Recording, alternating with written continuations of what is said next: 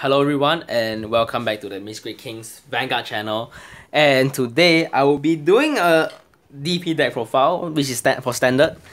If you notice that this is my first standard deck profile I've ever did. Yeah. So I'll just go on with deck profile. For grade 3 it's quite straightforward. 4 Great Dayusha and 4 Dayusha. Now for Great Dayusha's skill, he has the on play skill whereby when you write this, you can give your whole front row plus 10,000 power, and as a auto skill from hand. At the end of battle that your Vanguard attack, and no cards were being placed on Vanguard, and it's 45k or more, you may pay one counter blast. You can super write him from hand. Basically, it gets you an extra layer of attack, and technically speaking, you are +1 to your hand because you get to rewrite and you get to get another twin drive, so get another set of twin drive. So it's technically speaking +1. And Dayusha's skill, he has a continuous skill whereby if your Vanguard's power is 35k or more, he gets a crit when he's on Vanguard Circle, obviously. And X skill, once per turn, you may rest any number of your rear guards, and for each card that was rested by this effect, rear guards rested by this effect, this unit get +10 for each. Now basically he's the main grade 3 that you want to be on before you start going to your Great Dayusha and going for game, because he's always gonna have that crit pressure on him.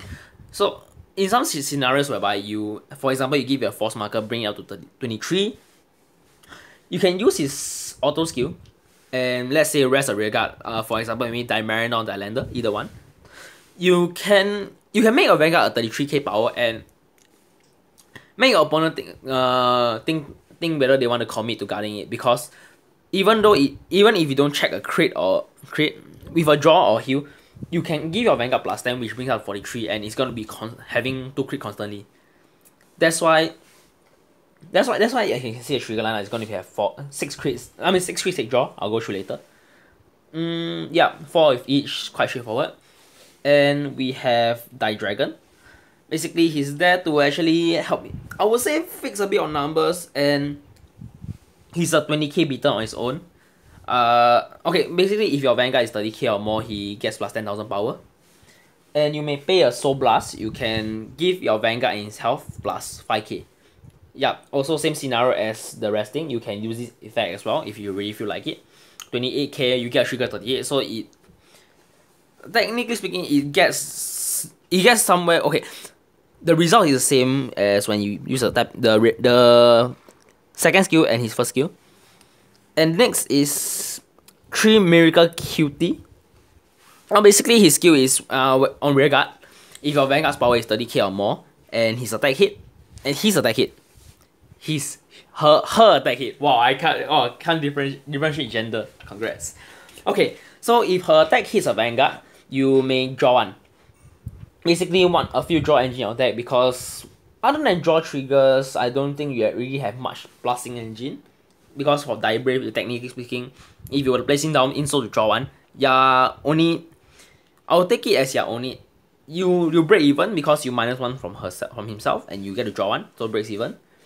That's why 3 of these. And 3 Mass Police Grandeur. Basically, if your Vanguard has 2 crits, example on Dayusha, he's a 15k attacker. Similar concept to what I had with my Kagero, which is basically he's an independent attacker. He doesn't need to have a booster to actually hit.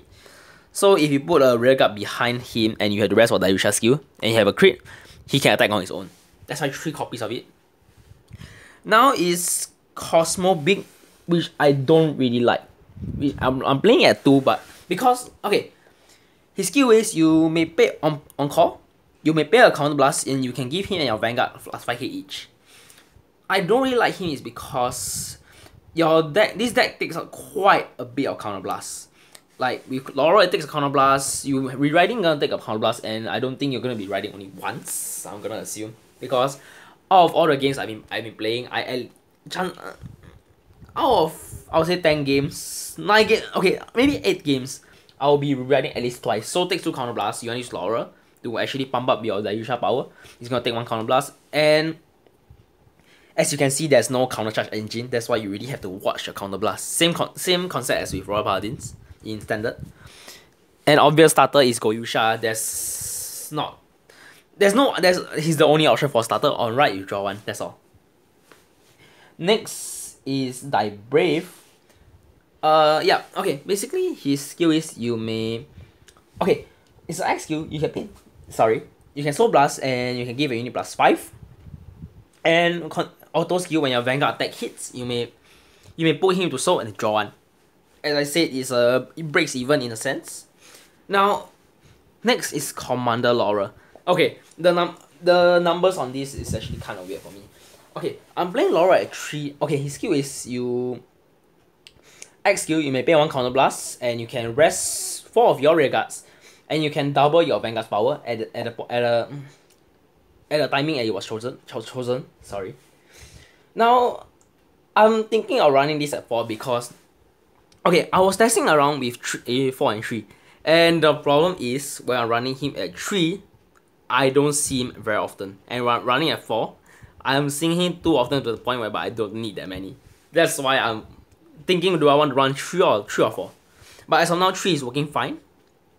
And next is Dailander. Basically, when your Vanguard's power is 30k and he gains a continuous skill, your opponent cannot intercept. Works well with Excel clans, Arc of Force, which have like Tidal Assaults and Argos. Yeah, you can actually stop them from intercepting to get more shield, and this card actually works quite well with Mariner, which on a cost of 1 Soul Blast and on place, this you give your Vanguard a Battle Fighter skill. Basically, you have to call 2 Guardians in order to defend. So, these two is meant to work well together because 1, you stop your opponent from intercepting.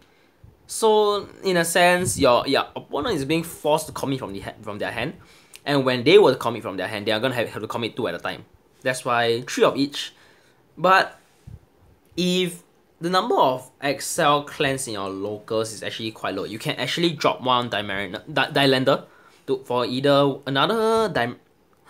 drop 1 Dailander for either 1 Dimariner or another Laura. It's actually up to you. But just for a bit more diversity, I'm actually running 3 of each, which I find is actually quite okay to be running 3 of each. And for triggers, as you can see, I'm running 4 heroes, quite obvious. 6 draws and 6 crit. 4 of the draws being perfect guards. Now, I'm choosing to run this lineup because 1, this deck can't really plus much. At most, you're only plusing with Great Dariusha on right, and America Cutie, I don't really remember her name, but yeah, that's why I'm running 6 draws, and also the fact that you can actually turn the draw trigger into a crit in a sense together with Great Dariusha. Because once you were to rest let's say 1 rear guard, you can get your Vanguard up to 33, same thing. If you get a draw, it's gonna change into a crit in a sense if you let it hit. That's why 6 obvious 6 crits. Yeah.